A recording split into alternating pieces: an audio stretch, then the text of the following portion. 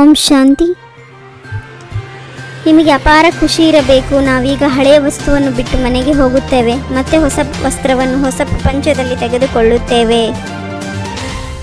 ಈ ನಾಟಕವು ನಿಧಾನವಾಗಿ ನಡೆಯುತ್ತಿರುತ್ತದೆ, ಕ್ಷಣ ಪ್ರತಿ ಕ್ಷಣ ಕಳೆಯುತ್ತಿರುತ್ತದೆ. ಯಾರದು ಯಾವ ಪಾತ್ರ ನಡೆಯಿತೋ ಅದು ಮತ್ತೆ 5000 ವರ್ಷಗಳ ನಂತರ ಚಾಚೂ ತಪ್ಪದೆ ಪುನರಾವರ್ತನೆಯಾಗುವುದು.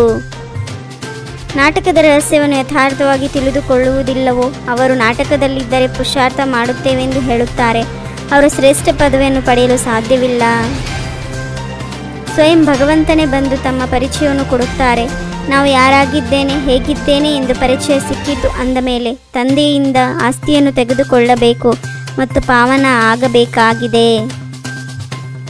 ದೇಹದ ಅಭಿಮಾನವನ್ನು ಕಳೆಯುವುದರಲ್ಲಿ ಪರಿಶ್ರಮವಾಗುತ್ತದೆ. ದೇಹಿ ಅಭಿಮಾನಿಯಾದಾಗಲೇ ಖುಷಿಯ ನಶೆ ಏರಿರುವುದು. ಅದು ಹದ್ದಿನ ನಾಟಕವಾಗಿದೆ, ಇದು ಬೇಹದ್ದಿನ ನಾಟಕವಾಗಿದೆ. ನೀವು ಆತ್ಮಗಳಾಗಿದ್ದೀರಿ. 84 ಜನ್ಮಗಳನ್ನು ತೆಗೆದುಕೊಂಡು ತಮೋ ಪ್ರಧಾನರಾಗಿದ್ದೀರಿ. ಈಗ ಆತ್ಮಕ್ಕೆ 3ನೇ ನೇತ್ರವು ಸಿಕ್ಕಿದೆ. ಈಗ ನೀವು ಮಕ್ಕಳಿಗೆ ತಂದೆಯು ಇಡೀ ಸೃಷ್ಟಿಯ ಜ್ಞಾನವನ್ನು ಕೊಡುತ್ತಾರೆ.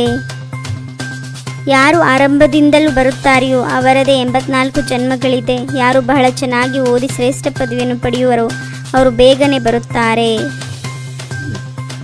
ಯಾವಾಗ ಕರ್ಮಾತೀತ ಸ್ಥಿತಿಯನ್ನು ಹೊಂದುವಿರೋ ಆಗ ಮತ್ತೆ ಇರುವುದಿಲ್ಲ.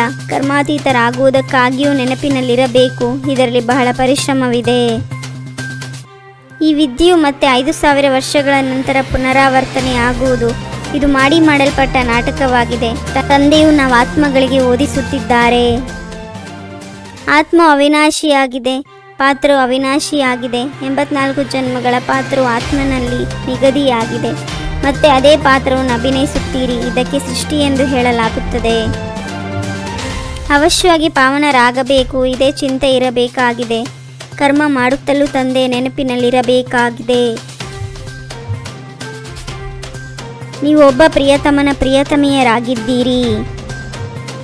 ಲೌಕಿಕ ತಂದೆಯಂತೂ ಇಲ್ಲಿಯೇ ಇದ್ದಾರೆ, ಆದರೂ ಸಹ ಪಾರಲೌಕಿಕ ತಂದೆಯನ್ನು ಎಲ್ಲರೂ ನೆನಪು ಮಾಡುತ್ತಾರೆ. ಎಂದರೆ ಆತ್ಮಕ್ಕೆ 2 ತಂದೆಯಾರಾದರು.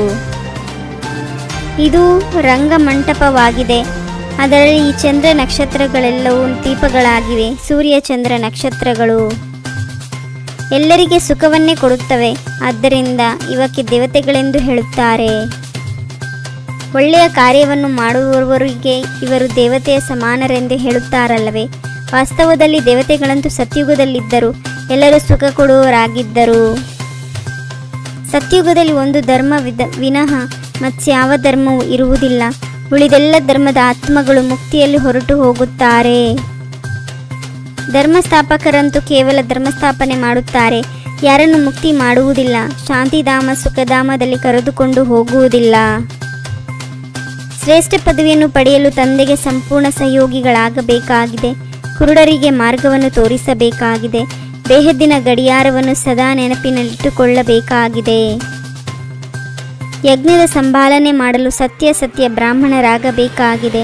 ಹಣ ಇತ್ಯಾದಿ ಇವೆಲ್ಲವೂ ಇದೆಯೋ ಅದನ್ನು ಸಫಲ ಮಾಡಿ ತಂದೆಯಿಂದ ಸಂಪೂರ್ಣ ಆಸ್ತಿಯನ್ನು ಪಡೆಯಬೇಕಾಗಿದೆ. ಮನ್ಮನಾಭವದ ವಿಧಿಯ ಮೂಲಕ ಬಂಧನಗಳ ಬೀಜವನ್ನು ಸಮಾಪ್ತಿ ಮಾಡುವಂತಹ ನಷ್ಟ ಮೋಹ ಸ್ಮೃತಿ ಸ್ವರೂಪ ಭವ. ಓಂ ಶಾಂತಿ.